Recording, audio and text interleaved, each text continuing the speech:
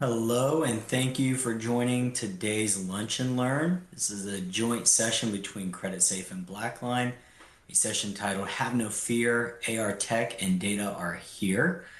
Introducing myself, my name is Eric Joyner. I'm a Senior Solutions Marketing Manager at BlackLine.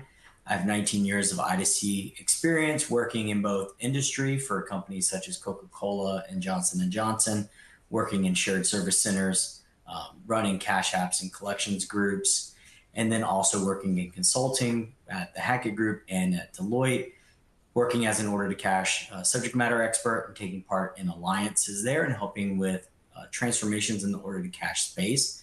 We're going to be talking a lot about the credit and the market around credit, and a lot of feedback and insight you're going to be getting from myself in particular will leverage a lot of this industry and consulting experience. We do have an open Q&A that you can ask questions throughout the session. We will be answering questions, as real time as possible. So feel free to ask anything that may relate to my background and experience. I'd be happy to answer. Also, I want to introduce and talk a little bit just about BlackLine in general to kick off. BlackLine has been around since 2001. They are largely known as being the market leader in recorder report automation. But back in the year 2020, they purchased a company by the name of Remilia that was the market leader in the UK for I2C automation. And since that point in time, BlackLine has been moving forward in trying to drive automation in the I2C space. But as you can see from this slide, we are widely used and trusted, 4,400 plus customers in over 130 countries, largely supporting companies from Fortune 50, mid-market. We cover all the bases, a global brand. So happy to be able to speak on behalf of BlackLine today. And I'm going to take this time and pass it over to some of my Creditsafe colleagues who are going to introduce themselves and talk a little bit about Creditsafe as well. Pass it over to you, Steve. Yeah, hi everyone. So my name is Steve Carpenter. I'm with Creditsafe. So I'm the country manager of Creditsafe Canada. I'm based here in Toronto. I've been with Creditsafe for over 22 years. So prior to being in Toronto, I'm from the UK originally, but I was sort of involved with setting Creditsafe up, our commercial operations all over the world before moving to Canada. A little bit about Creditsafe. We have got a slide on that in a second, but Creditsafe, we're a commercial credit bureau. So a lot of you may know Creditsafe, some of you may not, but we focus 100% on commercial credit. Here in Canada, we've got a strategic alliance with Equifax, which we'll touch on a little bit later as well. But now I'll just pass over to Jason, one of my other colleagues from Creditsafe, before we jump into more detail.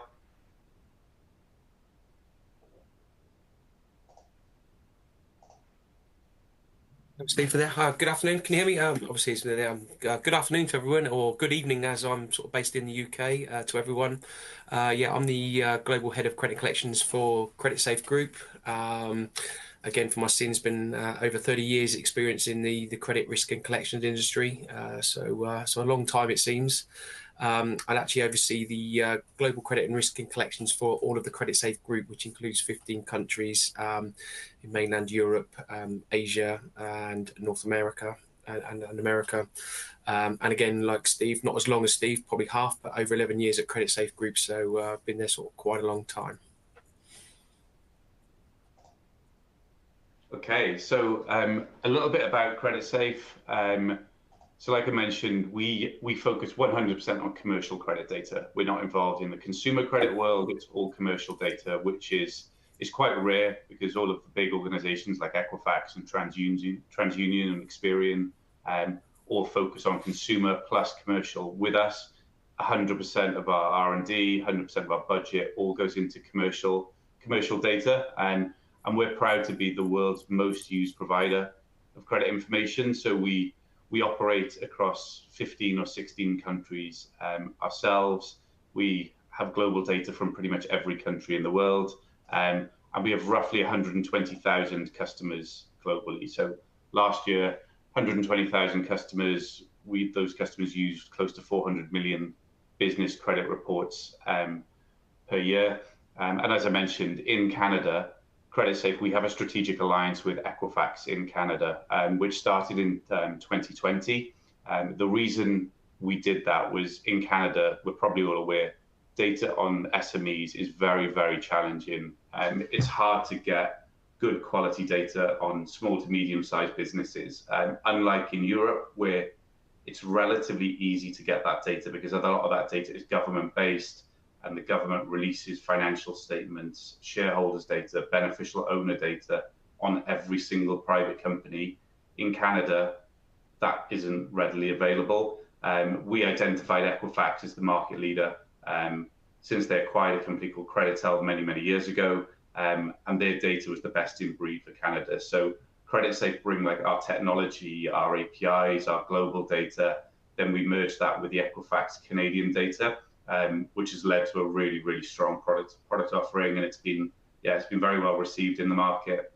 And before we jump into a little bit of detail, just on the agenda today, the things that we wanted to cover. So we'll look at some of the the financial challenges that Canadian businesses are having at the moment. We know it's a pretty tough time for the economy, so we're going to go into some of those challenges. Jason and Eric in particular are going to look at some ineffective AR processes, and then how the BlackLine technology and the Creditsafe technology can streamline those processes together. We're going to look at potentially how we automate Creditsafe data through the BlackLine platform as well, and how that automation can help streamline processes. So before we jump into that, one of the things I did want to talk about briefly is, like I mentioned, Canada and US, both are very challenging when it comes to the data availability on private companies. And we all know day to day, like dealing with small to medium sized companies, when you're dealing with big companies, it's relatively straightforward. You have the public companies, you have financial statements released quarterly.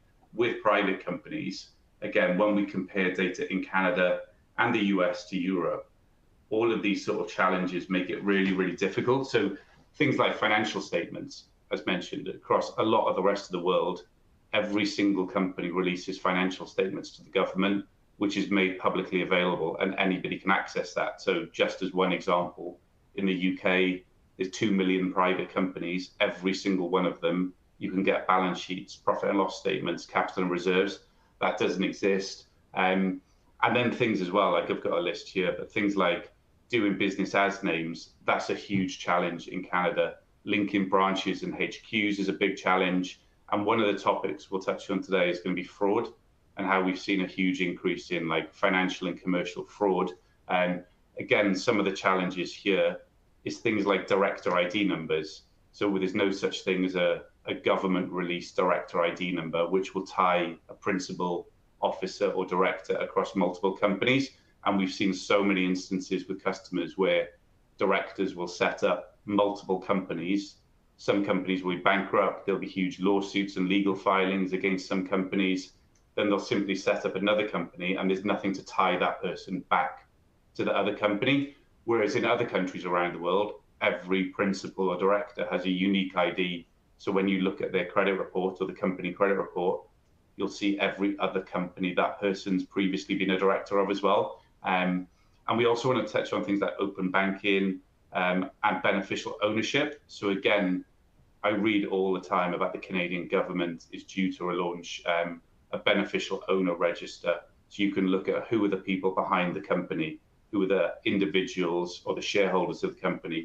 And it feels like we're still a long way from that. As I've seen an article dating back to 2019, where it says it's imminent. There's still nothing like it today, where again, across a lot of other global countries, that data is publicly available and anybody can access that data.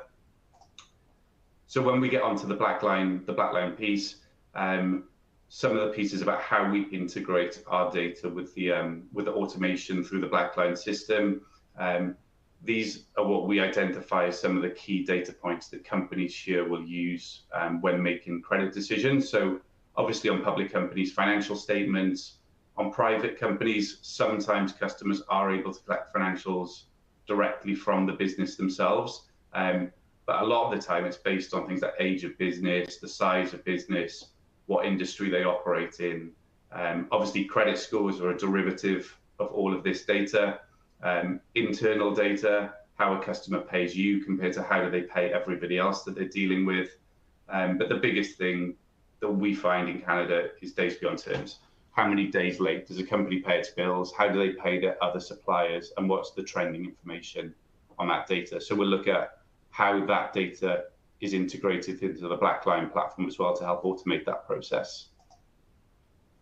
Okay, so if we go into some of the challenges Canadian companies are facing at the moment, like I read an article last week about how Q1 this year, I think was the highest in history for business bankruptcies. So I think we saw a 41% jump in small business bankruptcies in Canada, which is the highest, or it's the peak on record. I think that has cooled a little bit now in Q2.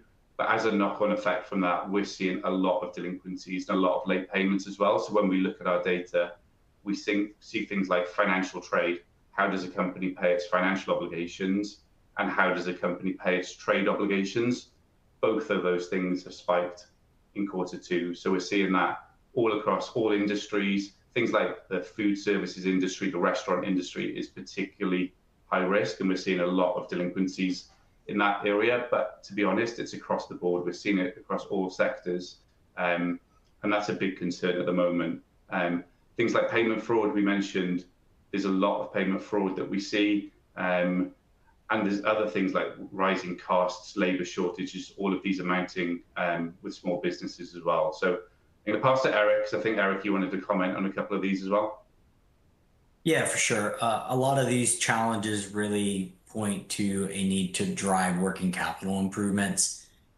Late customer payments, driving cash flow issues, meaning the company has to take on more debt, stay in business, and a lot of companies that we speak to are kind of at this place of trying to understand, do we need, maybe they're in a hyper growth mode and they're trying to decide, do we want to hire more heads? Do we want to explore automation? And we're going to talk towards the end of this around how the BlackLine tool can help solve some of these. But one of the things I really try to emphasize with customers when they're exploring the options is to really take into consideration the value of a day's worth of day sales outstanding in their DSO, and to really understand if they apply some kind of tool that can help automate or help drive down some of the time is spent chasing down, poor payers, or even help drive prioritization to bring predictive analytics to help drive you collecting a customer before they become past due, and the savings that could bring on the DSO. What does that day of DSO look like? How could that money be used? A lot of companies can find that a day of DSO, or what a solution can solve when it can say, hey, I can reduce your DSO by 5 to 10 days. Well, that could more than likely cover the cost of a solution. It also has the ability to offer money to help provide cost of supplies and things like that to just run the business. So it's very important to, as you're considering these challenges and looking for ways to help solve them, is having some good key internal metrics on your working capital, and just understanding what kind of a day of DSO looks like, and how you can use that optimization through technology, or throwing more heads at a problem potentially to solve that issue, basically. And I know we're going to talk a lot about payment fraud and talk about some scenarios that we've seen on subsequent slides. So we'll get to that next. I think as well, these are some of the issues we're seeing in Canada and US. I think, Jason, you're seeing very similar trends across UK and Europe as well. Yeah, it's just it is, Steve. Again, it's quite high. Especially since COVID as well has come out. Again, there's always been a big worry about sort of like payments and how we're going to get that. I know it's nearly sort of like 3 years now. It's sort of gone by, but companies are still struggling to sort of like to meet their payments, etc. So yeah, we sort of just take that on board. Obviously, as Eric's mentioned and Steve's mentioned as well. Obviously, when we come on to some of the stuff that we can do together, it just helps minimise the risk and sort of like helps optimise the cash flow on how we collect our debts. But yeah, we are seeing it sort of start to stagnate a little bit now in Europe and the UK. But there was always that worry after the COVID, etc.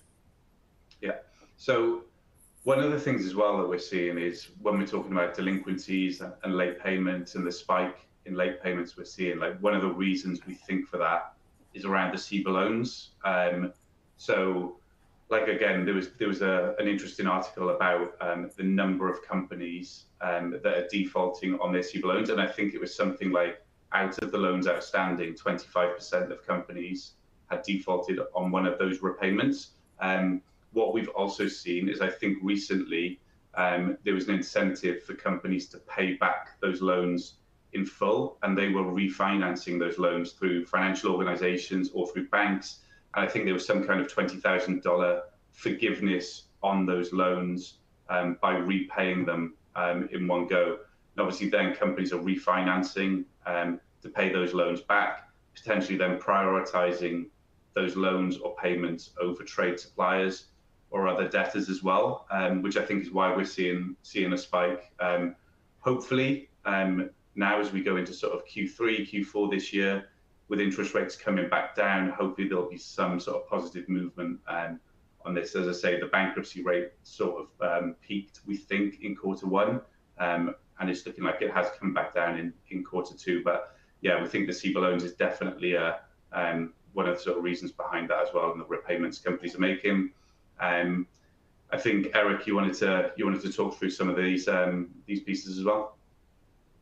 Well, one thing I would also just kind of call out, and as it relates to the bad debt and that percentage, there was a survey that came out through SSON this year that showed that top performing companies, which was like 23% of respondents, saw that their bad debt as a percent of AR was at 0.2%, and that anybody really 1% or higher was kind of at an opportunity for transformation.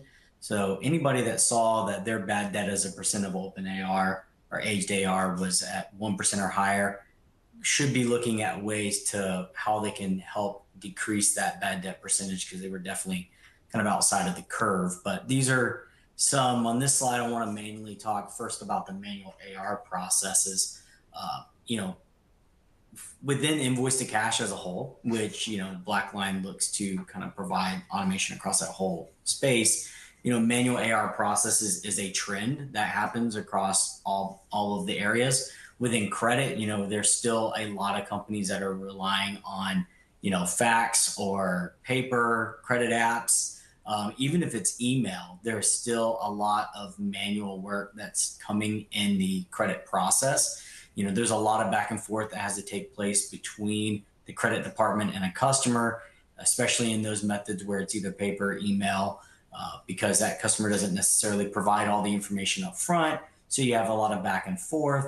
And we've also seen there's a survey done through NACM that showed that basically anybody that's spending 3 or more days on setting up a new credit line is at an area of opportunity as well.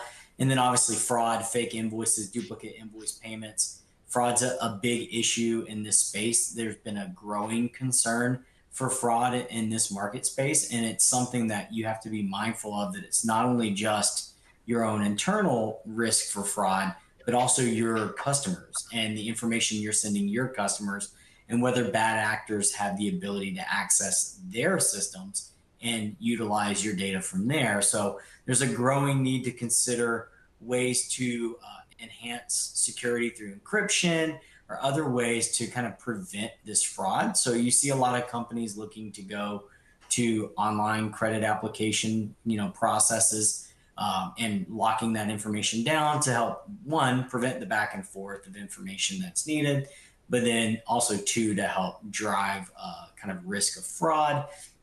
And then the productivity, just the time that it takes to do routine manual tasks. This whole landscape of credit risk, there's a lot of routine work that's needed. And sometimes there's a need to just have good policies in place for identifying when's the right time to do that credit risk check, and what kind of tools are you using to help you determine when's the right time to do that credit risk check. And then I'll also talk about the lack of tools and training real quick before I pass it to Jason to talk about the credit risk data. But a lot of times that having the right tool and the right training is important. One of the things that I've been talking a lot about in lunch and learns like this lately has been, there's this big move for transformation and digital transformation, but a survey by Gartner showed that 70% of transformations haven't met the expectations. And a lot of times what I have seen is that involves the fact that people aren't actively involving, their employees. They're not making sure they're getting right feedback, and they're not doing the right kind of training, and they're not, actively building upon the tool that they have installed. A lot of times people think, oh, I got this great new tool, I've set it up, and now everything's good to go. But there's really an active need to continue to work on that tool and continue to get the most out of it. So training is important, making sure employees know what to look for, making sure we're operating out of spreadsheets is a dangerous place to be working out of. And then obviously as well in this space, sales and our interaction with them is very important because they're out there trying to make a deal, and we need proper due diligence and proper communication with them so that they understand the risk that could come through setting up a deal with a company that is not likely to be a good customer for your business going forward, and maybe even as a potential for fraud, which is where I would circle it back to the need for good credit risk data and let Jason speak to that.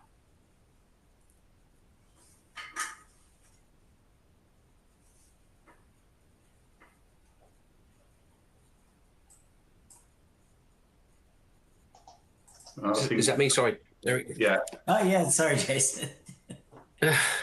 Is it me or Steve, or is it yourself, Steve? Yeah, I can take that one. It's a really good point from Eric. I mean, the risk data is a huge aspect. And again, we see a lot of customers who sometimes use like the set it and forget it approach, where they'll onboard a new customer, they'll look at the credit report, they onboard a customer, and then they won't look at it. They maybe do a quarterly review or an annual review on that customer. So something we've done with BlackLine is how do we integrate our data, our risk data, into the BlackLine platform with real-time updates as well. So you're looking at a customer record in the BlackLine platform, and things like the credit score, recommended line of credit, the days beyond terms, how late is that customer paying their bills, what's the trending information, are they paying later this month? Like other suppliers, are they paying other suppliers later this month than they were during the previous month? That type of data is dynamic, so it's updated every single day. It can flow into the BlackLine platform, so then you can sort of see that trending information and how it happens. And back to like the sort of lack of data on private companies in Canada, because there are no financial statements available. And one of the reasons, again, that we work with Equifax here is they have a huge amount of data from industry groups and from financial organizations. So two of the metrics they look at is how does a company pay its financial obligations and how does a company pay its trade creditors? And they keep those as two very separate things. Obviously, how you pay back a commercial credit card or a commercial loan is very different to how you pay somebody for goods or services on an invoice level, whether it be 30 days or 60 days. So those are 2 points that, again, we have within our platform. We keep that updated every single day. It gets fed into the BlackLine platform, that gets updated in there as well. And like Eric mentioned, like the automation piece, we're seeing there is a big movement to that automatic process for onboarding customers. And how can we put potentially scorecards in place, or how can we set some decision rules at the starting point of onboarding a customer, where every customer onboarded is run through a set of decision rules or a customized decision tree. So you have consistency of onboarding with customers as well. And yeah, back to the fraud piece. So I think one of the other reasons we like the automation, and we're seeing a lot of customers doing that automation, is fraud. Again, like I've heard a story recently where one of our customers was onboarding a new business. That business went bad, never paid the bills. A similar company popped up 2 months later. It turns out it was the same person, it was the same director that owned both of those companies. and had scammed this one company 2 or 3 times with the same director, but the lack of link between the companies through the director, they hadn't identified it. So other customers have said they have to go through manual measures where they keep a spreadsheet. They'll keep a spreadsheet of every company they've ever worked with and who the principal or director is of that company. Then when they're onboarding a new customer, they'll refer back to that spreadsheet and see if they recognize the name of the principal or the owner to link that person back to a previous company. So things we've tried to do within our data is we've tried to do things like where we look at a company, we look at a small business, we look at who the director or principal is of that company, and we show that in our reports. And then we look at, is that person, or do we think that person is actually the principal or director of any other companies? And we show a list of other companies that we think that person is linked to, and whether that be through full name, partial name, location. We're trying to give our customers an idea that you should maybe check this company because we think this is the same person linked to it as well. I think, Eric, you said you've got a good example of the sort of fraud, or you've seen some fraud instances from your customers recently as well. Yeah, I mean, I have a story from back whenever I worked in industry and worked at Johnson and Johnson. There was a scenario, and this is kind of where I talk about, the risk is not even just your side, but you have to be, protecting yourself from even your own customers and their ability to be defrauded. Seen scenario where, collector sends out banking information and, the customer wants to pay an invoice. They're looking for the information to be able to submit a payment to our banking institution, send the email with the information, and a bad actor at the customer site had access to their, email system and actually access that email, change the information for the banking information, had deleted the email from the collector at J&J and had re-entered an email that looked exactly like the one from our employee, but for a different banking partner. And, that customer ended up paying, an incorrect account. And, of course, J&J was then held back from getting that payment timely. So it's very important. And I think really in my line of sight, the whole credit risk group, a lot of times we like to think about it as just, looking at overall risk and trying to maintain it from like credit scoring and things like that. I think they can really take on the role in the forefront of trying to present ideas and suggestions to our downstream partners in I2C, whether it's in cash apps or collections, and those groups that are interacting with customer data and customer information. Is how do we keep our information secure and ensure that bad actors can't get a hold of it, can't change and manipulate information, and what's kind of like best in class for keeping our information secure so that we don't open ourselves up to fraud. It is such a prevalent issue, even within the order management piece, with people trying to, set up orders at locations that they're not actually, at, and things like that. So there's a large opportunity to kind of take the reins of that for this group and really try to be a change champion to their counterparts across the kind of order to cash group. Yeah, so one of the things that we try to encourage our customers to do as well, a lot of it is around the cleanliness of data that you hold on customers as well. So again, we find doing business as names versus legally registered names versus branch locations versus headquarter locations cause a lot of issues when we see customers' data. So one of the first things we try to do when we onboard new customers is they give us a list of their existing customers.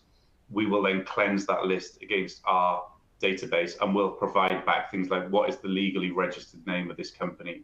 What's the actual corporate headquarter address of this company?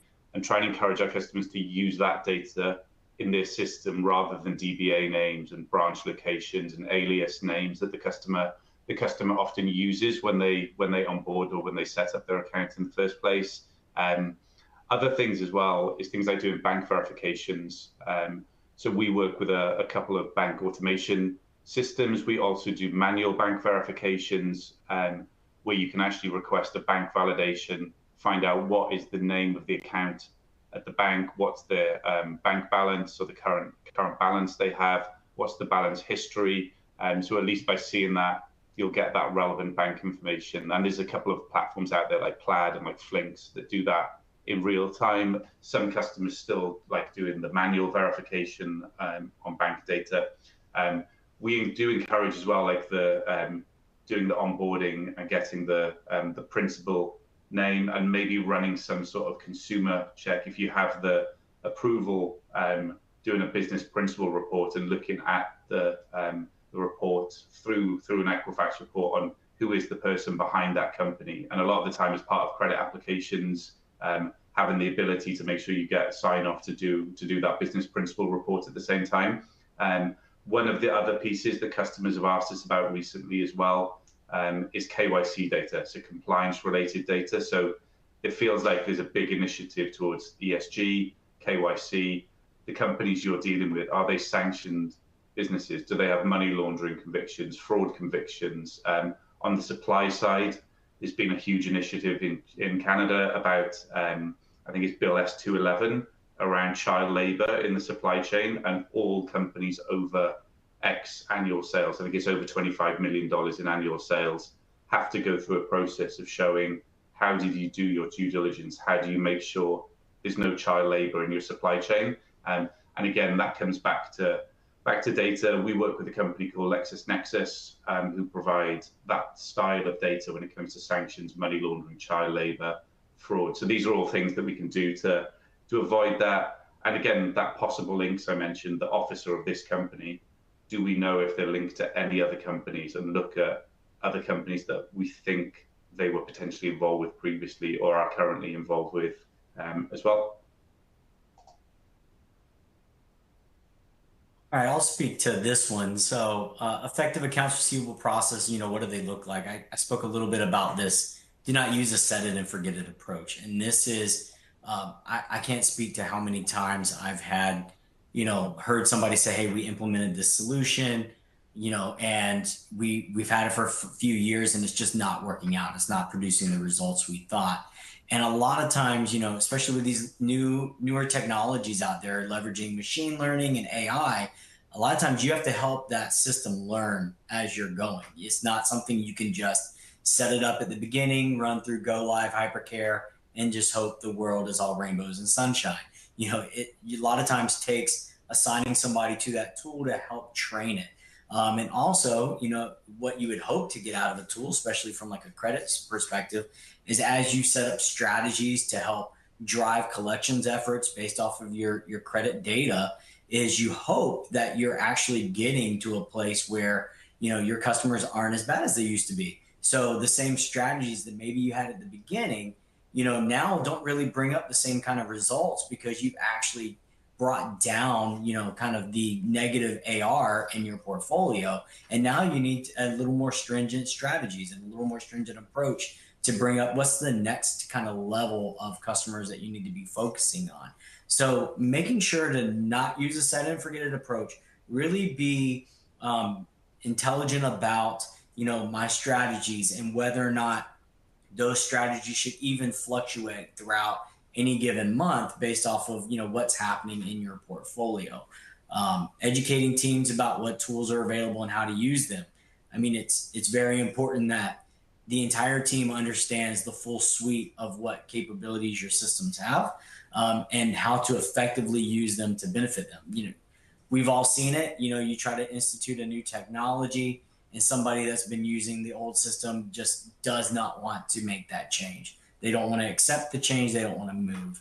A lot of times what you need to do when you're looking at transformation and you're in that journey early on is try to bring on some of those people that you could say, hey, these are going to be individuals that are going to really buck the system. They're going to try and fight against this change, and get their feedback and help show them and kind of bring them up kind of part of the transformation journey a little bit, to kind of take a challenger and turn them into a change champion and help get them on board with what you're doing, so that they can also help inform the team and kind of be there with you to help train everybody up. And obviously understanding which debts to chase is not always the biggest dollar amount. So that's really about setting up effective collection strategies in your AR process, so that you're not just necessarily saying, I'm looking at the biggest AR balance, but maybe I need to look at where it's aged, or where I'm seeing a trend where a customer is starting to slow down on their payments, or I noticed a large increase in sales, and maybe there's a concern for fraud here. So the kind of strategies that help you not just chase after big dollars, that, what's the value of calling somebody that owes you 1 million that's going to pay you whether you call them or not, versus making that attempt on somebody that owes you 100,000, that if you don't call them, you're not getting that money. So it's really understanding the customers, understanding, letting systems drive that machine learning and that predictability, and having set strategies to get kind of that right customer in there at the right time for your collections attempts.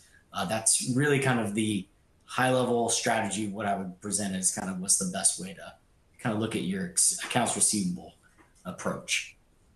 And I think, Jason, you got the next slide, but I'm sure you got some good feedback on that kind of area as well. Yeah. So, sorry guys, I had some Wi-Fi problems over in the UK at the moment, but the storm's just passed. So yeah, I think so. Yeah. So thanks, Eric. Yeah. I mean, again, as Eric's just mentioned there, again, when you come up to setting procedures in chasing money, we've got a little bit of a testimonial here, or case study when we myself. Back about 7 years ago, where we were sort of like, I was challenged by my CFO to actually go and find a tool, because again, probably like a lot of people out there, we were using Excel spreadsheets, as Eric's just mentioned there. Any credit controller's got their age debt in front of them, their portfolio. They're just going to do their highest amount first to try and get that money in. And like Eric said, we had no intelligence on how we would collect our debts. Again, some of them were actually collecting alphabetically, so when it comes towards the like the 20th of the month, they didn't even touch the S's and the T's. One just got the ones done there. So again, it was very, very challenging, where I had to go and find a solution and a cash allocation tool, because again, the cash allocation was taking a long time for us to allocate the cash. So anyway, it was a rigorous search. I felt like a little bit like Phileas Fogg going around the world. I went to sort of like US, over to Germany, over to France, to go and try and find the right solution, but really sort of never came out with anything until I found the BlackLine product, which is great. So yeah, we've been using this sort of like BlackLine Cash and Collect solution now for the last 5 years. What it does for us, really, again, I can just give you some sort of figures on how we're doing it. For the last 5 years we've been doing it, we've had a collection up by 5.4%. So we're talking millions and millions of pounds that we're collecting more than we were previously with using the solution. How are we doing this? Possibly, again, we're stopping what I call the cherry picking. So as Eric has mentioned earlier there about, are we going to chase the $100,000 debt first, or we're going to change the $100 debt that's got in 90 days, etc., that's aged a long time. We all know, we're all most credit professionals on this call. The longer it takes to age, the harder the debt is to try and collect. So obviously we want to try and get there before we get to that sort of like 90-day stage. So with the BlackLine product that we've got, again, it's now sort of like, as I mentioned, stops the cherry picking. Our collectors actually sort of like don't need to collect a debt if it's 100,000, and they pay 100,000 on the same date every month. If it's a monthly cycle that we they do payments.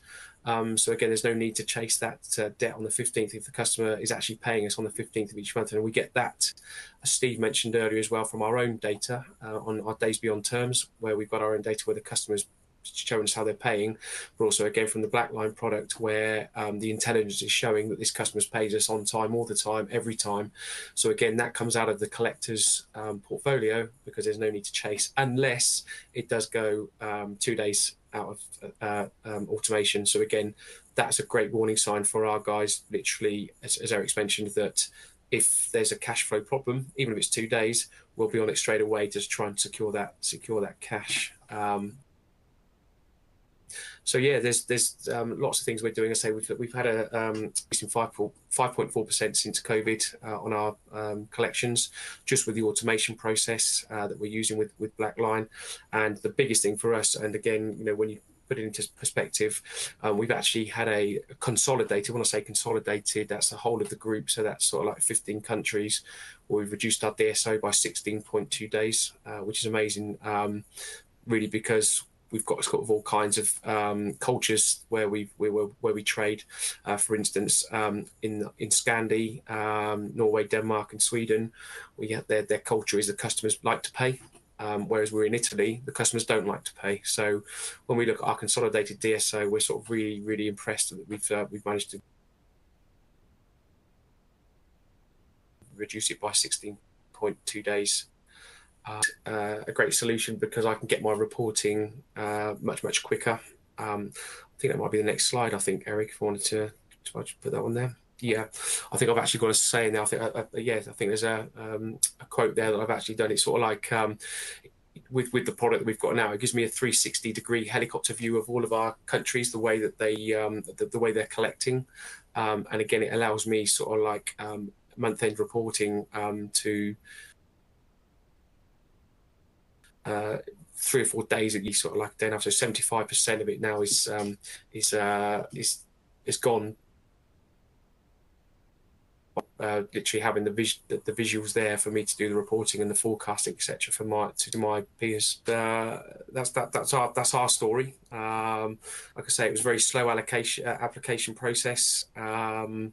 We expanded very quickly in a short space of time, so the ledger increased.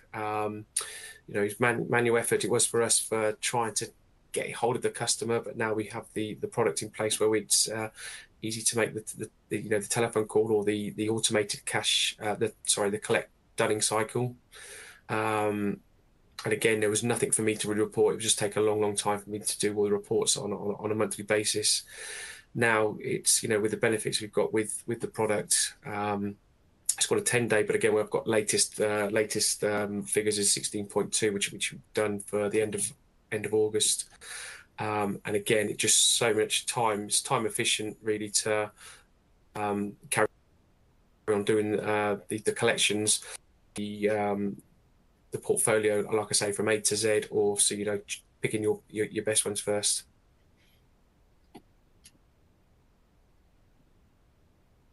Thank you for that, Jason. Really appreciate it. I see we got a question in the Q&A about asking if we're going to be doing any kind of quick demo of the BlackLine product. I'm going to be going through the next 2 slides, an actual kind of overview of BlackLine, but we don't have any live demo, but we can definitely reach out and try to get in touch with you after to arrange a demo for you on the system for sure. So kind of speaking to that, I'm going to do a kind of a high level architecture, tech architecture view of the BlackLine solution. So BlackLine, I really like Jason's kind of helicopter view approach because we love to talk about BlackLine as being a truly unified platform. And by that meaning, you can kind of see at the bottom, we have collections management, team and task management, credit risk management, disputes and deductions. It doesn't actually show the platform that Jason had spoken to with the AR intelligence that they've used as well, which is kind of our dashboarding capabilities, but that's also part of this unified platform. And by unify, what we really are honing on here, which is different than competitors in the same space, is that with competitors, and you see there's obviously an ERP and optional integrations feeding into our solution.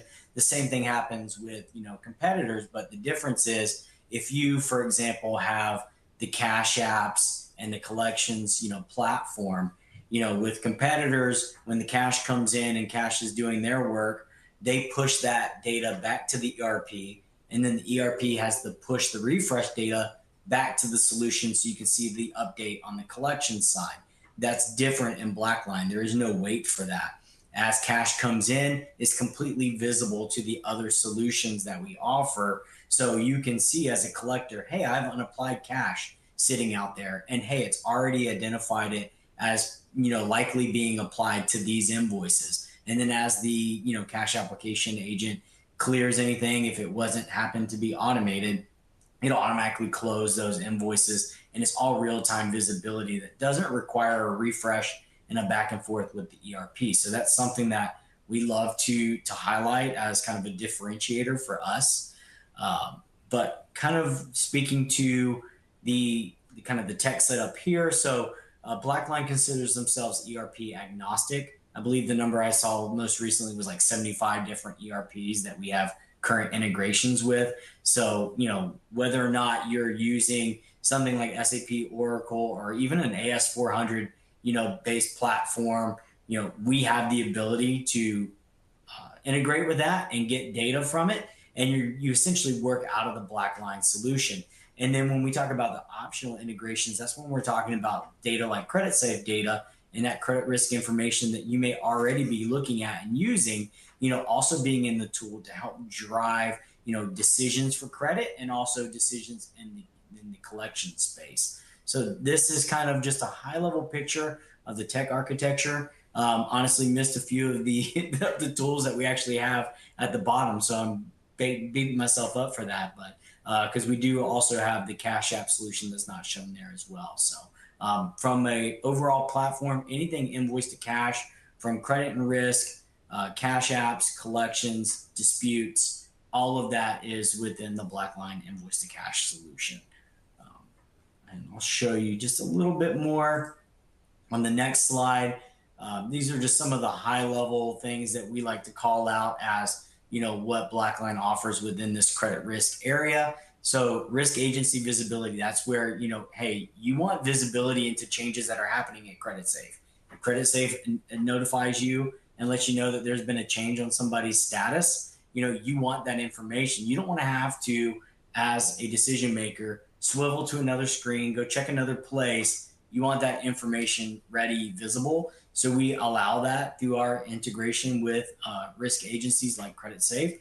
And then insurance limit visibility. If you happen to have insurance liability against your aged receivables and things like that, we have the ability to provide that visibility for, validating how you're leveraging yourself from an AR perspective versus your insurance that you may have in that space.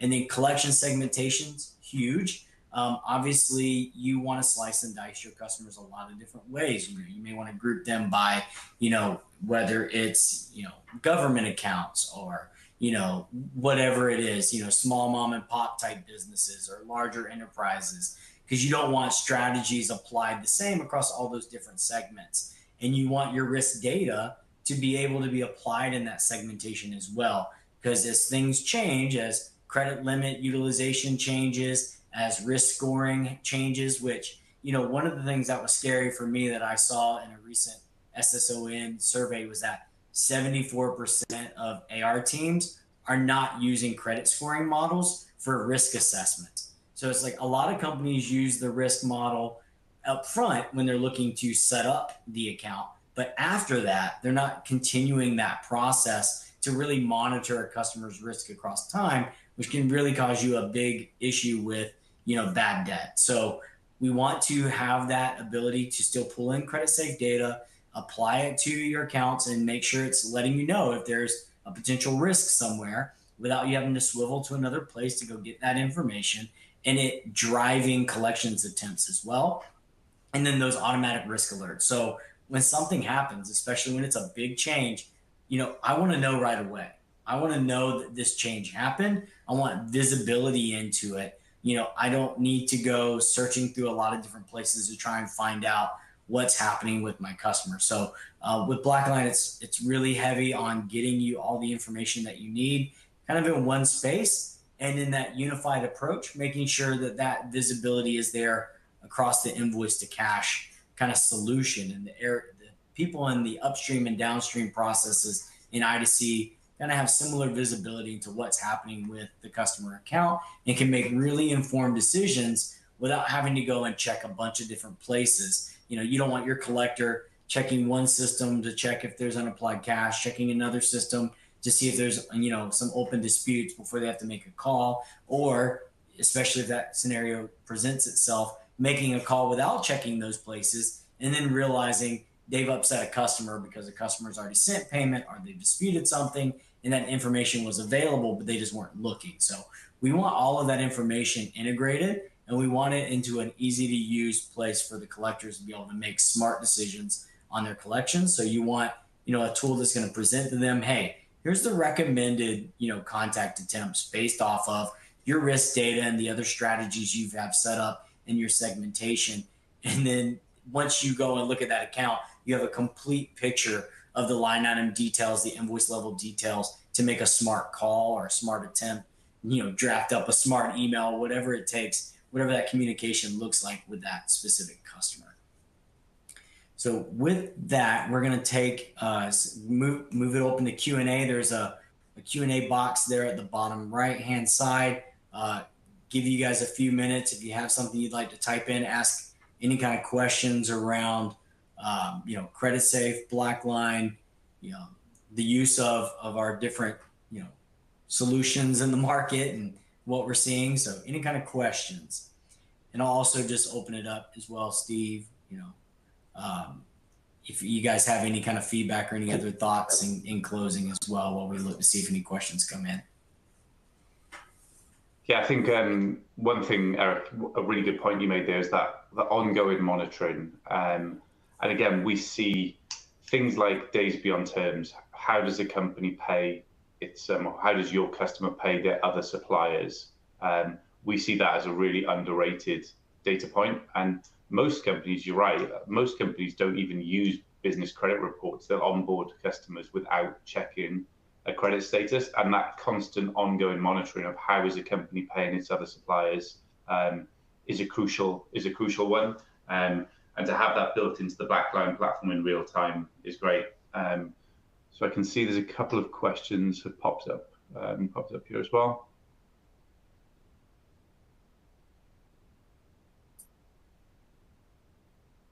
And let's see. We got one. Does our customer also need to be using BlackLine services to get AR and credit risk insights on them? No. So if you're using BlackLine, for your I2C solution, you don't need your customer to also be using BlackLine to get those insights. So the insights, and maybe my Creditsafe partners can speak to this as well, but for us, from BlackLine, we're using your existing relationship with Creditsafe, and pulling that information. So you need to have that existing relationship with Creditsafe to be able to have that credit scoring data that we're then bringing into the tool and providing you robust and dynamic strategies to use that information to drive, your collections. And Creditsafe, feel free to interject there. Anything I may have misspoke, but. Yeah, I mean, it's a really straightforward process. So our risk data is made available through an API. Our API is already fully integrated and connected to BlackLine. So it's a simple case of we provide our customer with a set of API credentials that draws down from their usage or their set of data that they've purchased from us. Those get plugged into their individual BlackLine account, and then they can draw data down directly into BlackLine. So it's literally an hour or so to go through the process of setting that up and adding it in. So it's a very, very straightforward process. Okay, awesome. There was also a question about CPD credit for the webinar. We do not have CPD credit. And that includes, Steve, DBT scores, credit risk scores, etc., all that, the credit rating, etc. Yeah, correct. Yeah. Awesome. Another question about the demo. We'll have your information. We'll absolutely reach out, have somebody from our side contact you for that. We will both, BlackLine and Creditsafe will be in touch for that. And, so just be on the lookout for that email, and then we can set up that communication. Also, question around insights on cost of the platform. What's the cost to service / customer, or the per dollar collected? I'll kind of give some thoughts on the BlackLine cost specifically. As you would probably expect, the answer is really, it depends. It's a lot of which solutions are you looking at? Is it, just one, or is it, all? And it's also, the volume of data that we're talking about, the regions, things like that. So there is, kind of a differentiation in cost. We can absolutely talk to you as well offline about that. The main thing I would say, and as it relates to cost, and this is not me as a BlackLine individual, this is me as somebody that came out of consulting where I saw pricing for a lot of the tools in this space, is I think you will find that BlackLine is highly competitive cost wise in this space. And one of the things I like to tell really anybody that's considering a transformation product in this space is, there's a lot of options. Frankly, there is, and a lot of them do a lot of the same things. You need to understand what differentiates one versus another, and understand what's a critical task or a critical feature that you absolutely just cannot live without, because there are some minor differentiations that you'll be able to find, but you also don't want to spend more money for things you're not going to use. So a lot of times you can find that there are a lot of bells and whistles that you're just frankly not going to use, but you're going to end up paying for if you go with certain solutions in certain places. So it's definitely worthwhile to take consideration and really deep dive into the features, functions of a tool, and understand what's critical for you. I don't know if any of that, if there's a answer from the Creditsafe on this. This might have been more of just a BlackLine question, but. Yeah, I mean, again, very much similar. It depends, but typically the Creditsafe model is we sell blocks of credit reports, so a company can buy X number of reports per year, and then they can use those reports, whether it be Canadian companies, whether it be US businesses that you deal with as well. So it's just simply an annual subscription for a block of reports. The other thing to mention as well is Creditsafe, we do allow all of our customers that work with us to report in data on how do your customers pay you as well.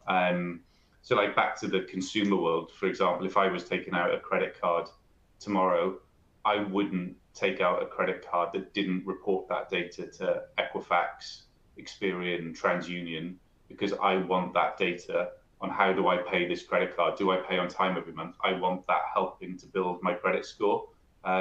With the commercial credit bureaus for mortgages and future loans and things like that. So we say to all of our customers, you can report in data on how do your customers pay you. So then you're rewarding your good customers, the customers that pay you on time every month. It's having a positive impact on their credit score. The companies that don't pay you on time every month, or the companies that you're struggling to get paid on time by every month, it's a really good incentive if they have a choice of paying you or they have a choice of paying another supplier. If they know you report your data into the credit bureaus, potentially they're going to pay you first, because if they don't, that's going to have an impact on their credit score for future credit lines they're looking to get as well. So yeah, any company we work with, we do encourage them to share just once a month their accounts receivable data that we can use to help build or sort of add to companies' credit reports as well. One question I think I might need you guys' help with, it might be a follow-up. When onboarding customers, bank validation provides great info and credit strength. However, it can be tricky. In Canada, what can we ask for without receiving roadblocks from bankers?